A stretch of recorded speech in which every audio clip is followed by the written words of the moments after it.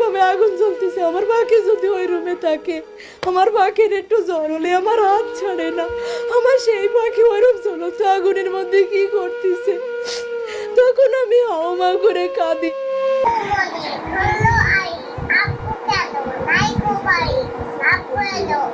চারিপাশে যেখানে তাকায় আমার রাইসার স্মৃতি, আমার রাইসা।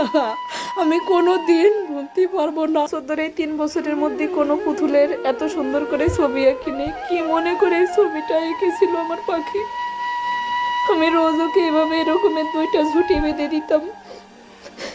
আমি বুঝতে পারিনি আমার পাখির শেষ ঝুঁটি হবে এটা।